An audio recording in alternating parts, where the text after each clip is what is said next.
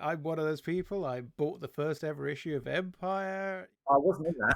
No, I was going to say you. Yeah, I started writing for Empire with issue 3. I knew you said it wasn't the first one. I think you say it in the book. I Oh, wanted to maybe. find out which one it was.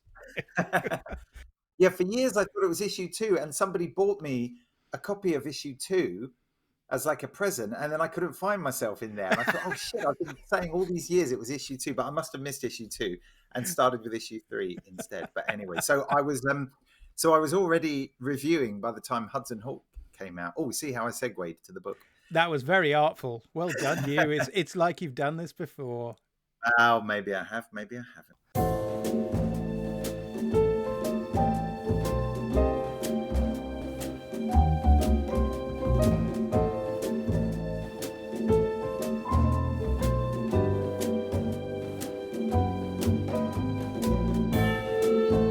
I'm your host, Sergio Angelini, and welcome to Tipping My Fedora, where we discuss movies, books, TV, radio, and much more besides, all from the darker side of the street. My special guest today is David Hughes, journalist, author, and owner of a terrific boutique Blu-ray label. And although he's a very busy guy, I had to talk to him because he's just published a book called The Unmaking of Hudson Hawk. I love the 1991 movie Hudson Hawk. I know he does too, and I just had to find out what the hell happened behind the scenes. Welcome to the podcast. The first impossible to answer question, which is my icebreaker. Before we talk about you, before we talk about important films from 1991, I want to know, what is your definition of film noir? Oh gosh. Oh, the definition of film noir. Afraid so. Well, I mean, it's like pornography. You know it when you see it, I think. It's going to be black and white. It's going to have a lot of shadows. I'm thinking Jean-Pierre Melville. I'm thinking Key Largo. I'm not great on decades and definitions and stuff like that. But I guess that sometime around the 1930s, American filmmakers, often not native Americans, started to do very interesting things with like black and white photography. So I couldn't look at a list of films and say, yeah, that's a film noir, or that's not a film noir. But, I guess the first ones that come to mind would be things like Key Largo, The Killing, Staircase to the Gallows, is it? Elevator to the Gallows. If we're not going to try it in French, yeah. AKA Out of the Past, I think. Yeah. It's easier to identify like what's a pre-code film. Yeah, because you got a date for it, and absolutely, and there's no. I mean, this is why it's a deliberately annoying question, because one enjoys the answer because you're never going to get a genuine answer. It's the response, I should have said, rather than an answer, right. Because you're saying, well. It's not my answer. It's not really a genre. Is it a movement? Well, okay, if you want to do, dates and things, but it's too soft, it's too permeable. If we accept that film noir is this amorphous thing, but it's a thing, we kind of know it, like I say, we know it when you see it, even if you can't define it. Do you have a film that you think in your mind when you were first getting into film that you sort of said, oh, okay, this is what people were talking about when they say film noir?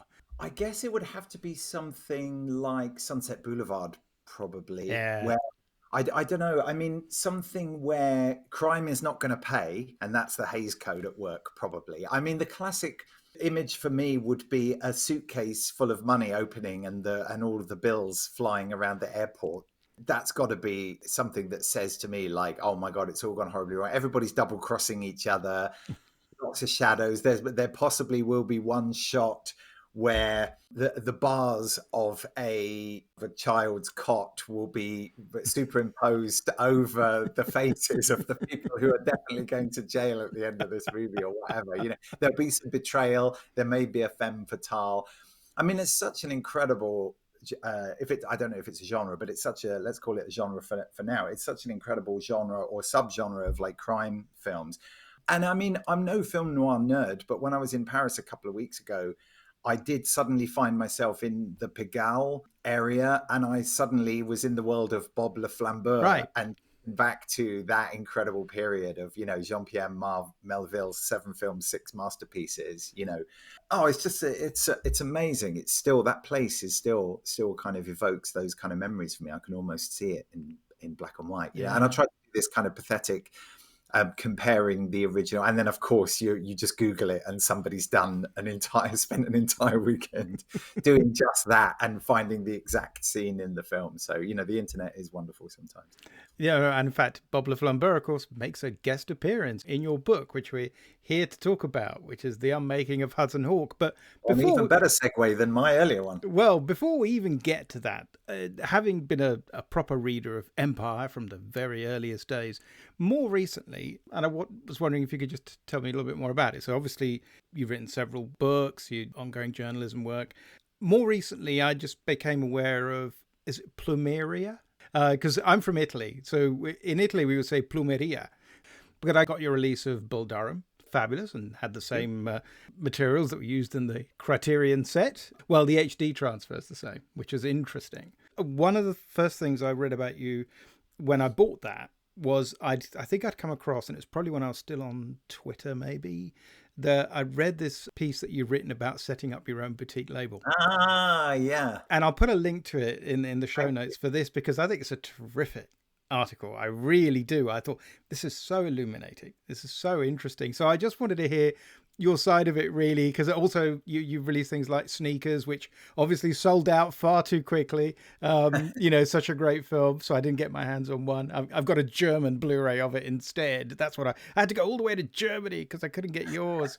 But could you tell us a little bit about your boutique label? And because obviously you've gone into publishing not just Blu-rays, you're publishing all kinds of stuff. Yeah, well, it's kind of crazy, but basically I had this idea in 2017 to do an audio commentary podcast, which I knew I wanted to call Rogue Commentary. And I don't know how many episodes we have now, probably about 50. But then when lockdown came along, I thought, oh, this is an ideal time to actually do this thing. And I realized that I'd sort of, as much as you can register like a Twitter handle, I'd registered optimistically in 2017. That's how I know when it was, the Twitter handle Rogue Commentary, and then I thought, I better actually do this.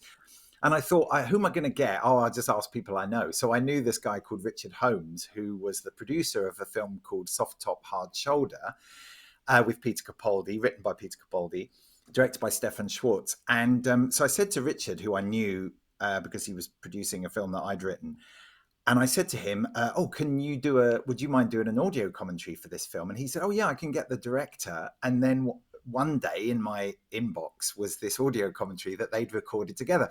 Now they didn't have a good copy of the movie that they could watch along together. So they actually watched along with a bad Blu-ray rip of a VHS or something crazy like that. And I said, oh gosh, it's such a shame that nobody will really be able to watch this because it's really hard to find on like DVD and what have you. And then he said, yeah, I've got this like really nice HD copy of the movie. And I was like, I'm getting an idea. So literally, this is how Plumeria was born. I basically started the label so that I could release Soft Top, Hard Shoulder on Blu-ray, so people could listen along to the commentary. And of course, I put the commentary on the disc, which was a nice shout out. So there's some lovely cross-pollination in there, And then I did a few more episodes of the podcast, and then I just thought, okay, what should I release next? And I just started sort of looking around for what titles were available and thinking, oh, what could we do? I did a collaboration with Film Stories magazine, Simon Brew, as you may know. So we did Sneakers, Bull Durham, and No Way Out, as a collaboration between the two of us. And that was really cool because it helped to share the risk and made it so that because you have to pony up quite a lot of money, as you know from that article, for the rights. Soft Top, Hard Shoulder was easier because it was just a one-page deal memo, literally. That I think the first time I'd been out in months into London during lockdown was to drive over to Richard Holmes's house and sit in the garden because we weren't allowed to mix indoors, and sign the paper outside there and then drive home again. It was amazing. Yeah, so it's kind of a nice little dual lockdown project. And then I forget how we got into. So we did a few more titles, and then we released our first new film, which was Horde. So it was a title that we picked up. We did The Big Man as well, which I was really happy to do because we kind of did a really nice HD up-res of that And it lost about as much money as the original of The Big Man did, which is a bit of a shame because we got a lovely new commentary from Stephen Woolley, the producer. I got a commentary from the director, David Leland, just before 6 months before he died. And I didn't even know he was sick at the time. But so that was kind of a cool thing. And he gifted me this big framed quad poster. And I didn't know it was like a going out of business sale kind of thing. And then somehow we got into doing publishing. And it was the first title we did was a 50th anniversary republication of an out-of-print book called The Cooler, which was written by the co-creator of The Prisoner, George Markstein. And I thought, if we bring that back into print, we'll get all the Prisoner fans. And then the second book we did was another 50th anniversary bringing back into print, which was the novel that Alan Sharp, the screenwriter of the great neo-noir movie Night Moves, wrote as a rebuttal to the film almost. You know, it's like, what? The film is amazing and perfect. Exactly. So he wrote a less good version of it into an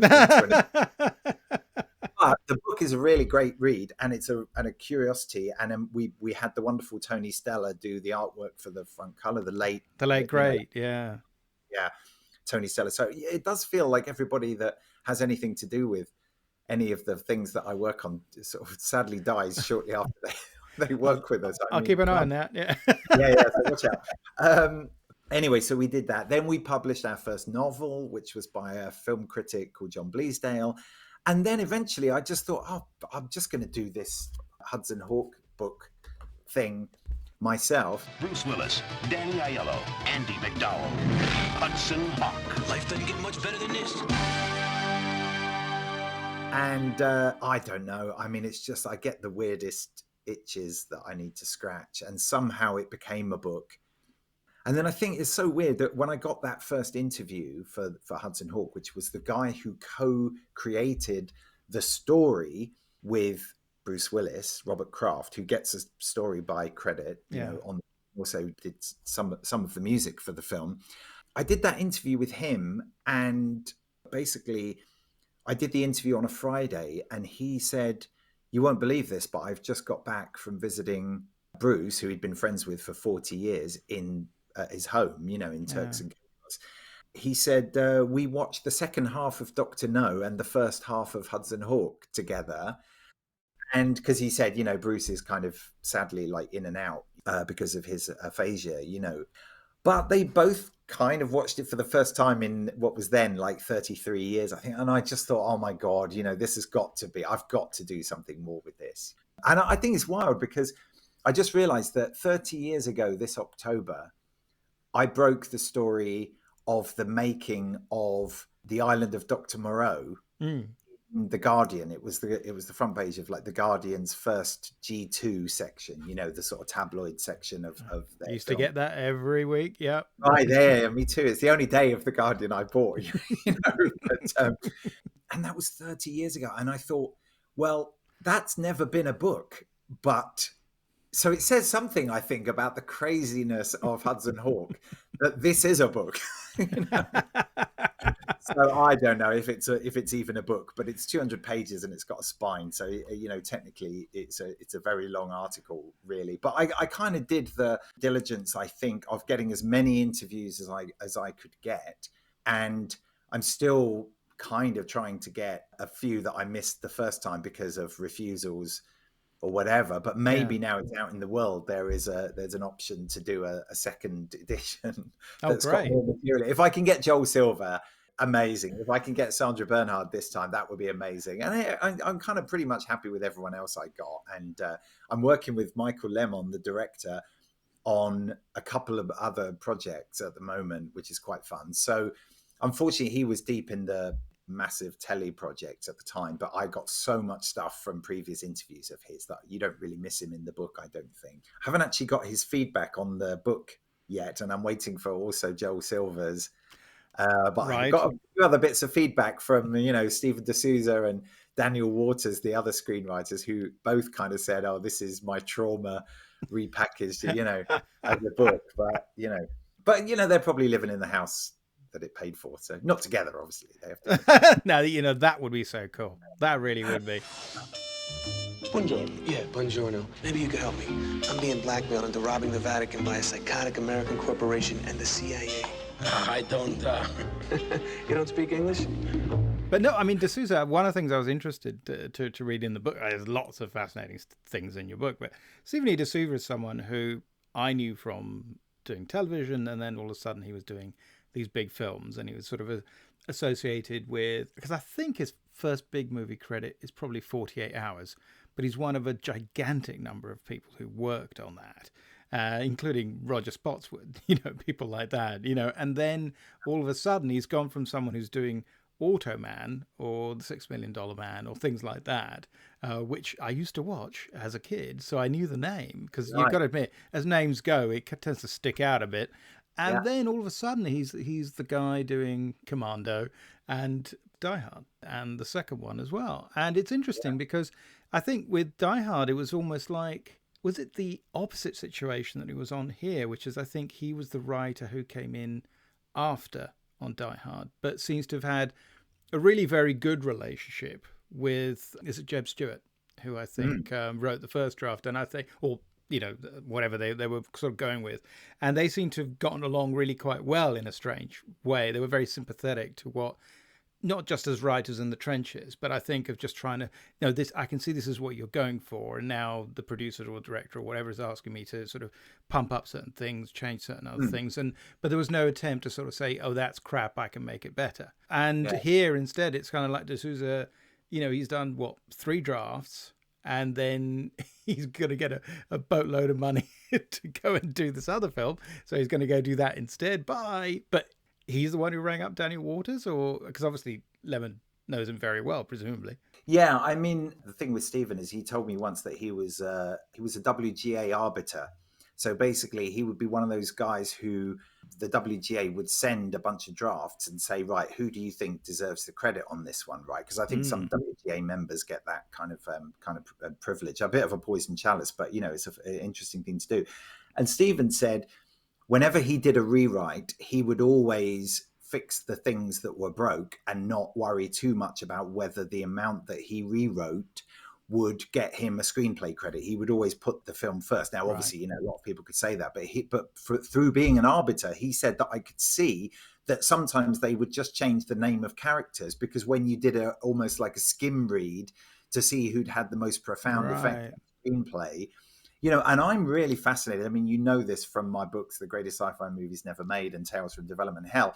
That I really like the granular, like not just who did what, but like how did this evolve into that, and going through the various screenplays of like Alien 3 and seeing some of the DNA of like Vincent Ward's draft and all of that stuff end up in the final. I mean, absolutely fascinating. And the weird thing is that from my own multiple draft screenplays, the one thing I can never bear to do is if I'm working on a new draft where somebody new comes in and says, hey, we like this draft, can we like progress this one? What I can never bear to do is go back and find the bits that I really loved that the other could cut out, and because it's just too painful to go and reread those old screenplays and see all the darlings you had to kill along the way, but so I really respect Stephen for that and a million other things as well. But when I do screenplay rewrites of other people's screenplays, I've always tried to keep that advice in mind, which is to just change the stuff that needs changing and don't have a bigger influence on anything that's already working, just so that you can have more of an influence.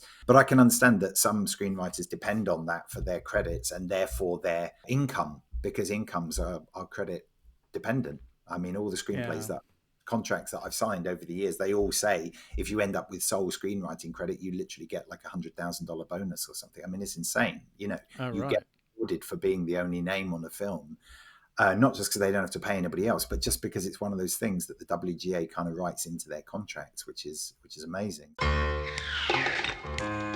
All I wanted was a cappuccino. You still think you're the greatest cat burglar that ever lived? You are one hell of a thief. Hudson Hawk is an evil, evil man. The Big E. I'm just some guy that's good at swiping stuff. So I guess what I should ask you right away was, so it wasn't because it was the 35th anniversary or something like that. No. Just so it came out of the blue. So why? I mean, it wasn't. When I started working on it, it was 2023 or 2024, I think. So it took a while to get my to get it actually down. And in fact, the last thing that delayed it into the 35th anniversary, not that the 35th anniversary is much to, it's not one of those big anniversaries. When you turn 35, you don't get extra bunting or whatever. Hudson Hawk has been having a moment for about the past 20 years, as I detail in the book. That the first rumblings of a reappraisal, I was astonished to learn, came about 10 years after it was released. It's amazing. In fact, the thing that held it up the longest wasn't me finishing the damn thing. It was Walter Chow not being able to get the rights for his own introduction to the book, which was an article that he published on a website. And we just couldn't get the guy who had the rights to. And then eventually, about 2 months ago, I think, Walter finally came back to me and said, I've got it, publish and be damned, and I literally sent it off to the typesetter like the next day. I was so excited to get it out there, so great. And then it just happened to hit and I thought, I should release it actually on the 35th anniversary, but then it turned out to be a Sunday, and I thought, oh no, that's just so that's why it came out on May the 7th. And then the first print run sold out before May the 7th. So I ended up having to do a second and then a third print run. So it's like we've made a bestseller by mistake, and it's kind of paid for all the losses frankly, on all the other projects except Sneakers, which is the only other one that sort of came close to breaking even. But, Well, no, congrats. I mean, so, okay, you do explain it in the book, but for those who haven't read it yet, why is it the unmaking of Hudson Hawk? Well, that's a very good question. No one else has asked that, surprisingly. I mean, I no shade to the film, which I love, but it did seem to me to be one of those where if let's say you've got problems with the Running Man remake, right? Yeah. Okay. And you've got problems with Die Hard 4 and 5. Mm-hmm. And then you said, I wonder why they didn't just get Steven to write Die Hard 4 and 5, right? And it's kind of like, okay, so Steven's version of Hudson Hawk, to me, if you had filmed it, would have been a really good film. To me, there's no doubt about it. It would have been very different to the film that we've all grown to love in our mad sort of way. And it wouldn't be as unique, and it wouldn't have needed the reassessment or whatever. It would have sort of come out and been its thing. And I think I would have liked it very, very much. Okay. But of course, I don't know whether this is part of like the British psyche that you sort of root for the underdog or what have you. But certainly the more the critics savaged it, the more I doubled down on my own enthusiasm for the film right from the get-go, So it really kind of began, well, not exactly began, because Jeff Reno and Ron Osborne did that Cold War draft, as the Moonlighting guys, which wasn't really anything like the Hudson Hawk that we know. But so Steven's draft, I thought, yeah, if you'd filmed that would have been fine. And then it seemed to be dismantled piece by piece, perhaps initially by hiring not quite the right director for that material. So if you're going to bring in Michael Lemon, you may as well, you ought to really bring in a director who's a screenwriter who's more in tune with his sensibilities, which of course they did. And Bruce and Joel were both big fans of Heathers, and you could tell because Joel went on, he'd produced The Adventures of Ford Fairlane, etc.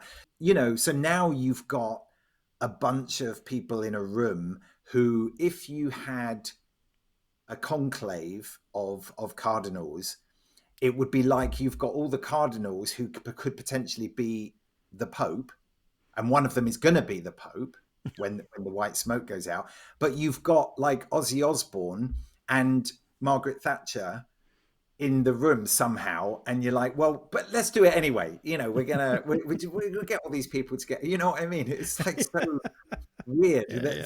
But of course, it's the clash of those forces that makes the film such a kind of interesting film to revisit. Because every time I watch it, I still think, I can't believe this is happening.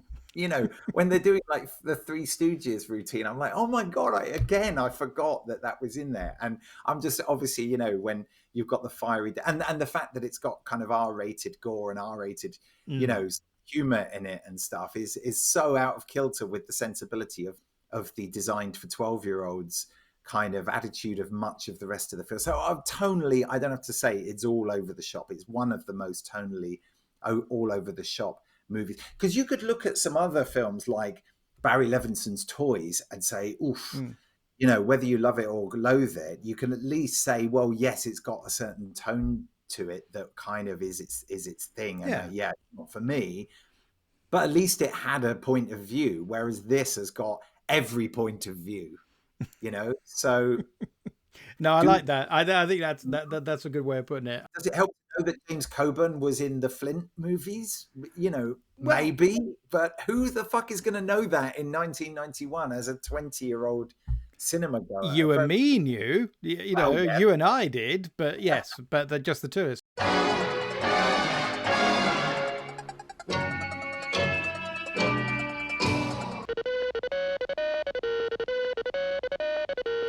There's only one man to cope with it. Find Derek Flint. Yes, James Coburn is back as Derek Flint, the master of the kiss, the karate, and the kill. And you're back in action with him. I mean, like you, I mean, I don't know if it was it at the Odeon West End?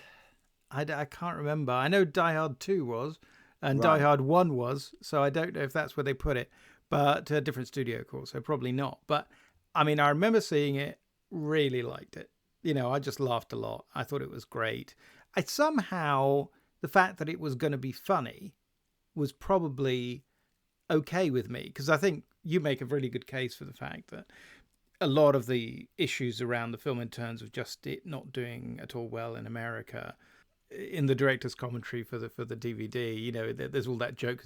Have I mentioned it did really well in Europe? You know, I mean, I think he says that about 4 times, and you know, and I think, which it did by comparison, it still, you know, lost a fair amount of money up front. I'm sure it did fine eventually, but it's one of those films you're thinking, well, it's a very eccentric movie, and in terms of it being profitable, you haven't made a proper calculation. You're thinking, no, you've misjudged that.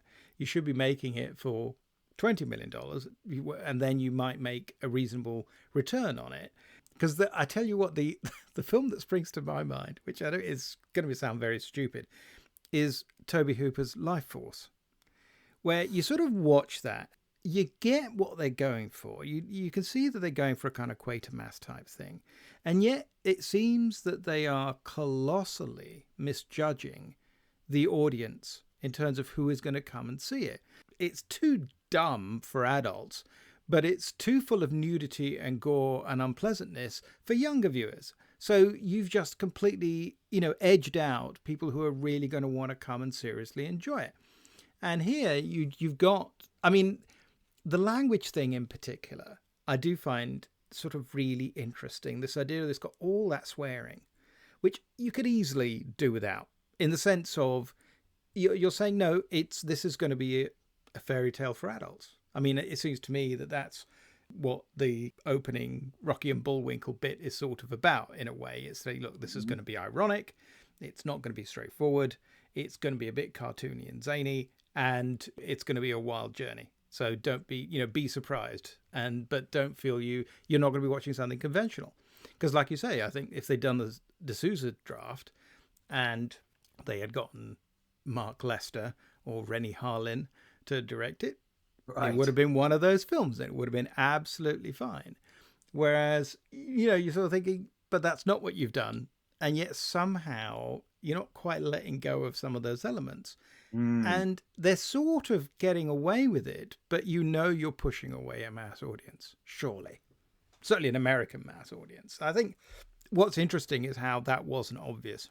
Yeah. And I think that's one of the things I enjoyed about your book in particular, was the way that the sense that you're all kind of caught up in the machine somehow. They're trying to make their own gold. They've got their own machine, and it's also malfunctioning, and its own bits are missing, and they're having a hard time finding them to put them all together in the right order. As an Italian, someone who's lived here a long time, I enjoyed all the Italian locations and things. I mean, when I was a kid, I used to go round and round Piazza Navona because you could rent a bicycle for, 50 lira, I think, and you basically get 30 minutes. So Mum would sit and have a coffee, and me and my brother would just go round and round in circles at Piazza Navona, things like that. So it was lovely to see it on screen. It's then disappointing to hear everybody who worked on it from the American standpoint saying it was a nightmare to shoot in Italy.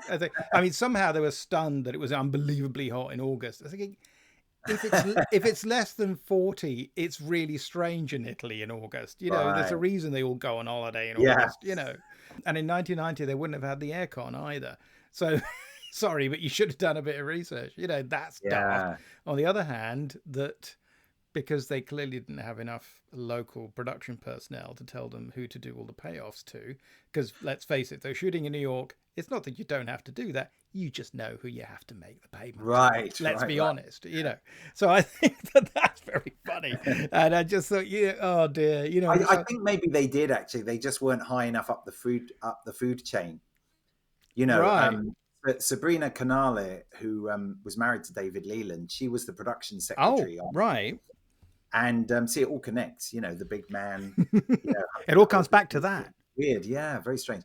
Yeah, so she was on the film as production secretary, so got lots of kind of behind the scenes stories from that source, but she wasn't high enough up the food chain to actually be able to kind of influence the production.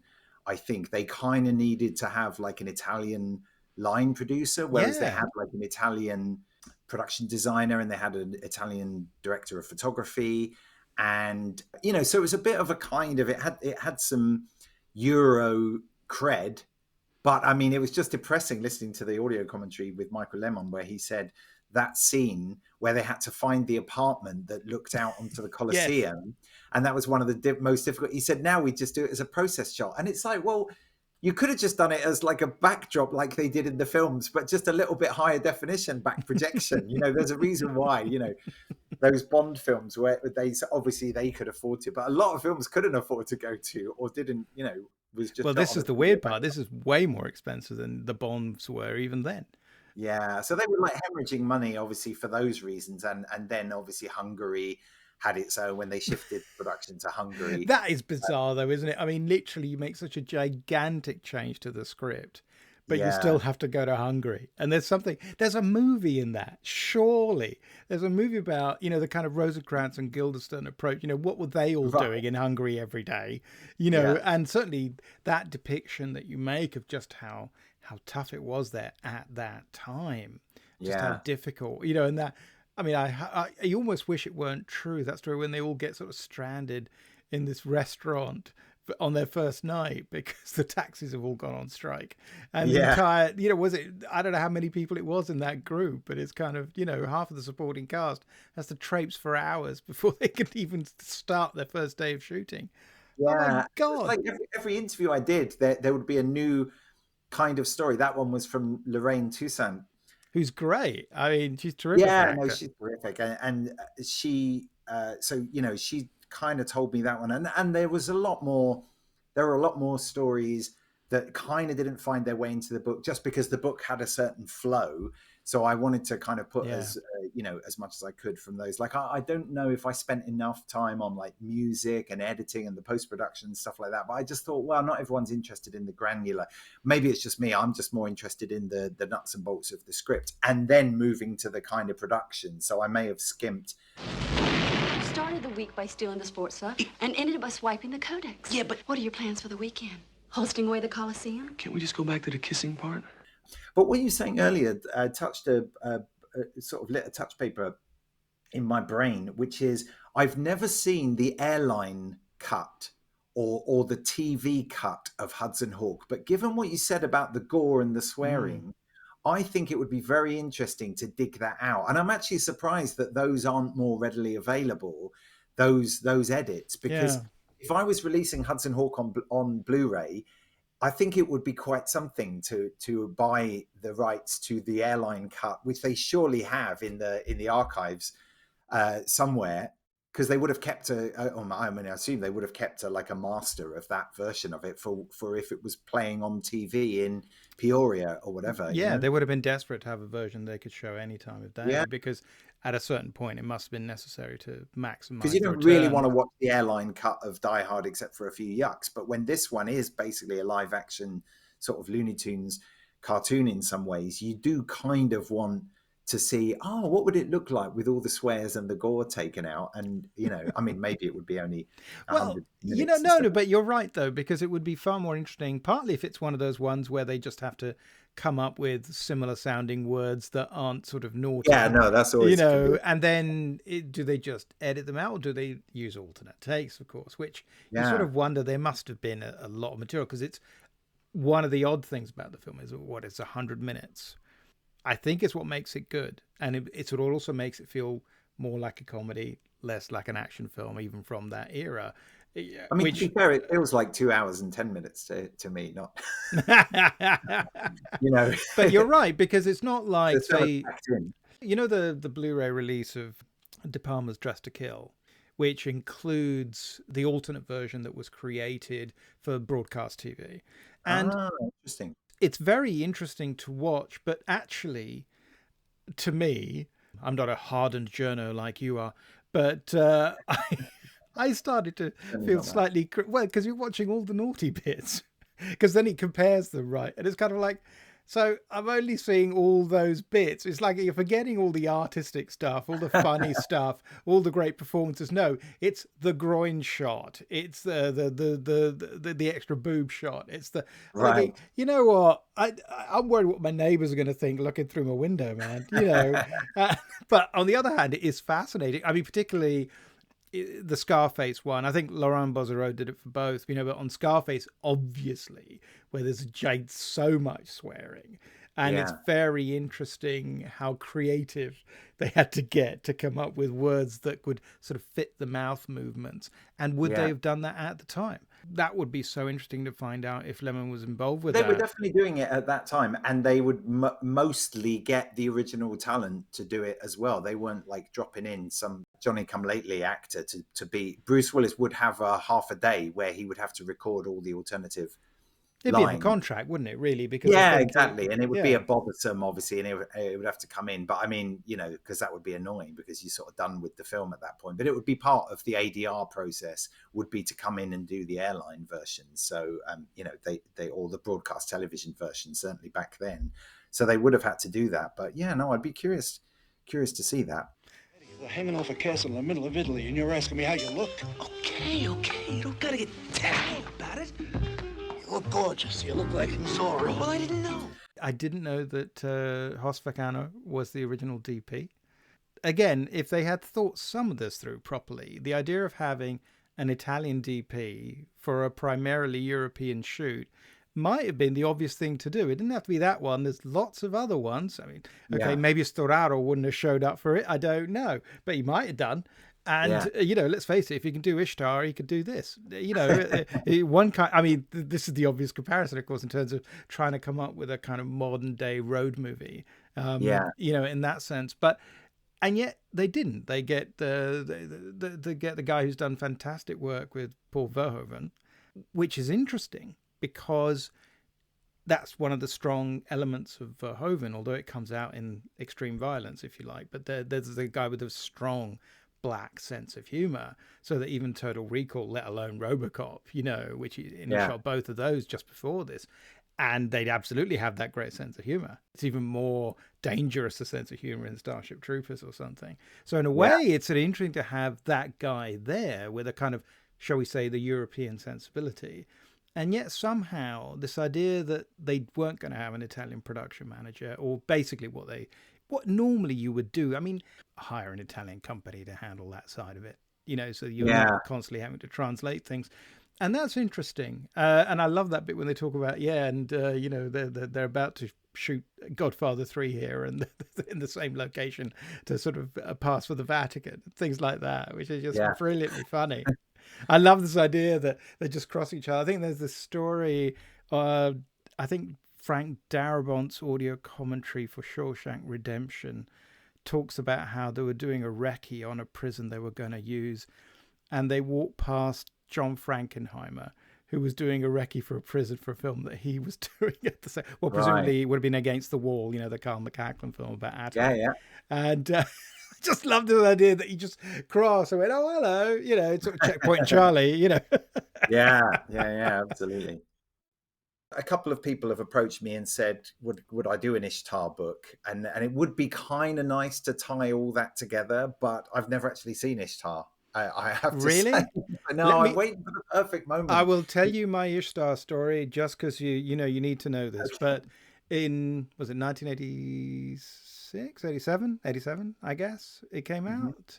I was living in Singapore at the time, and me and my girlfriend it was a Saturday, and we were wandering around in Singapore. And I don't know if you've been to Singapore, but it's an island state. It's small. It's actually gotten bigger. They've reclaimed a lot of land since then. But in essence, there's only so many places you can go. There's not a lot to do. We went and got a bite to eat, and we were just, sort of hanging out in a mall somewhere. And then we looked at our watches, and we sort of said, we've been doing this for 4.5 hours. We thought, what the, all we did was go to McDonald's or something. And, what the hell? And we really puzzled. We went and sat down, and it took us 2 minutes to remember that we had gone to see Ishtar first. Oh my God. And we just couldn't remember it. We really couldn't. Wow. It made no impression on us whatsoever. I know some people who totally love it. I know people at Indicator who love it. They were planning to put the Blu-ray out. And of course, in the end, it got cancelled for reasons relating to the extras and things, which is just a shame, because I certainly would have been so interested to see what they would have added to it. And God knows, it's a film I'd like to feel that I'd somehow got it wrong in my life. I'd have no interest in going back to it, but that was just the oddest thing. It was just such a weird experience. Wow. And it's kind of, you know what? It's kind of, because again, in the road movies, Bob Hope and Bing Crosby, they sang and danced really well, and they had good songs. The joke here is that they're singing terrible songs, and they're really, really bad. I think weirdly, I can see why this might not work commercially. But then, and I find it so hard to bet against Elaine May. But the very first story I heard about Ishtar was that somebody said that Elaine May had declined to call cut, even though the actors had left the shot. And when whoever it was, the first AD, or maybe said, do you want to call cut? The actors have gone. And she said they might come back. Now, I don't know if that's true, but it's such an amazing story to hear. The first thing you ever heard about that film was, and you see, everybody may have their Ishtar story. So maybe I should do, I don't know. I'm not in the market to do another one just yet. I feel like I ought to get a new, revised, updated, and uncancelled version of like Tales from Development Hell out into print, because it's so like horrifically out of date. But it would be nice to get that out there at some point. So maybe I'll do that. I did sort of start work on a new edition of that, but then you just realize, does anybody want to read a chapter about Neil Gaiman? And there are various other factors why you might necessarily want to put that in. So it's a tricky one. Or maybe I'll just put the two books together, cut out the chapters I don't want anymore, because there's still really good, there are really good things in there that are about films that never actually got made. And I think I got a little bit too interested in the unmaking of films like Alien 3 that did get made, but had a very strange journey to the screen. Whereas I'm still fascinated, obviously, by the great Smoke and Mirrors movie with like Michael Douglas and Catherine Zeta-Jones and Sean Connery, and Crusade, of course, the ultimate that got away. Schwarzenegger, Verhoeven, with AI, I'm sure of it. They'll get hold of that Waylon Green script or whatever. Yeah, so I don't really. I mean, he didn't ask me what I was doing next, but I've got a hard out, so I'm just kind of getting to the sort of. So, is there anything else you want to ask me before I have to go and do half-termy type things? Well, I was going to ask, what's your opinion of the William Conrad voiceover? Because I really like it. The time was 1481. The artist was Leonardo da Vinci. The guy on the donkey is just a guy on a donkey. Anyway, they called this statue the Sforza, and it was going to be the... Yeah, I'm not a fan, to be honest. I had an inkling from your book. It's so crazy. Yeah. I mean, I just think there are certain things in the film that is like, they are callbacks to things that nobody of the age that was in that the film was intended for would get. And I don't mean to knock people who were in their 20s, like peak sort of Bruce Willis fans that were minted by Die Hard, if not by Moonlighting, which skewed slightly older, but Die Hard 2, then Hudson Hawk. The audience is not really thinking about the Three Stooges, Looney Tunes, the road movies, George Kaplan as a reference to North by Northwest. Yeah. They're not sort of getting that stuff. They're not thinking, oh, I see what they're doing here. They're doing like a deconstruction of the action movie while doing a Bing Crosby and Bob Hope kind of. No, that's no one understands that. You have to know like too much before you can sort of fully appreciate what you're doing. So if you don't know what is being deconstructed, whereas when Ford Fairlane gives his number to a girl and she says, well, hang on a second, 555, that's not a real number, that's only in the movies. And he says, what do you think this is, real life? That's deconstructing a movie. Last Action Hero is a movie that deconstructs movies. The deconstructivist parts that I really admire in Hudson Hawk, the whole thing isn't that. If it was, it would be fascinating. But then if it was, it would be Last Action Hero, which is a perfectly good deconstructivist action movie to me. Just to sort of wrap this up a little bit, the thing that haunts me the most about the failure of Hudson Hawk, critically and commercially, I guess, is what Daniel Waters says, where he said, it's such a shame that it kind of slapped the smile off of Bruce Willis's face, and he never really attempted anything like that again, which is why I kind of hold quite dear the comedy that he does in Friends, for instance, where I think, oh, right, look at what you could have had. Because he's so good, because he's completely confident in the comedy of it, but you never got that look who's talking sort of wisecracky, wise ass sort of thing. Hudson Hawk kind of killed that off a little bit. And yeah, I mean, whole 9 yards, whole 10 yards, I think they're definitely comedies, but I agree, it's not something he pursued, and he became. Yeah, he didn't go full. No. Bruce, I think the fact that he could do something like 12 Monkeys, although I think he made Terry Gilliam's life very difficult. It's great when he's doing films like that to have at least an askew point of view. On the other hand, when he made that film with Kevin Smith, Cop Out, it didn't work. And I think it was an unhappy experience all round. So I think that didn't help either. Now, just to finish up, people who want to get a copy of your terrific book, where can they get a copy? Because they can't get it from Amazon. That's right. Yeah, no, it's only available at, what did you say again? Plumeria? Plumeria? Well, I say Plumeria. No one's actually told me how to pronounce it. I don't know. It's a flower. What are you going to do? Flower, just like the flower, yeah. So, Plumeria pics.co.uk. Thanks for that. Link in the show notes. So the 4th printing is underway.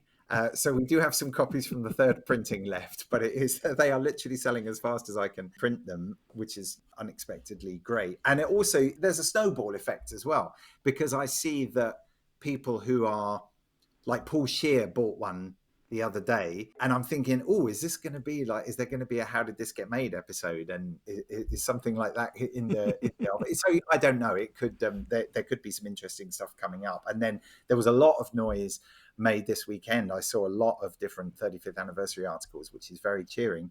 But what's amazing, I think, overall, is not that the lovers have come out of the Hudson Hawkers have come out of the woodwork and are all sort of collectivizing and storm the studio and demand a sequel, at least in like comic book form or something.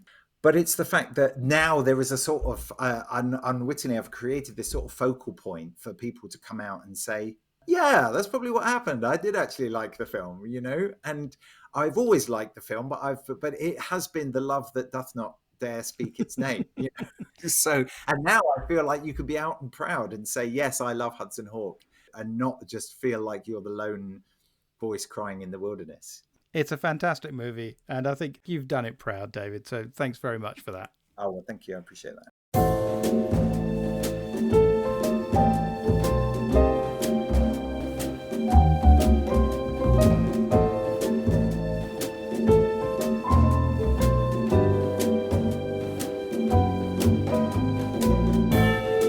You have been listening to Tipping My Fedora, the show about all things noir. It is produced for Castiglione Publishing by me, Sergio Angelini, and our theme tune is by Petar Milinkovic, whose work is available through Tailkeeper Music. All audio clips are the copyright of their respective owners, and used under fair dealing and fair use exceptions solely for the purposes of criticism and review. Please subscribe to Tipping My Fedora wherever you get your podcast fix, and it would be great if you could leave ratings and reviews about the show at Apple Podcasts. Be seeing you.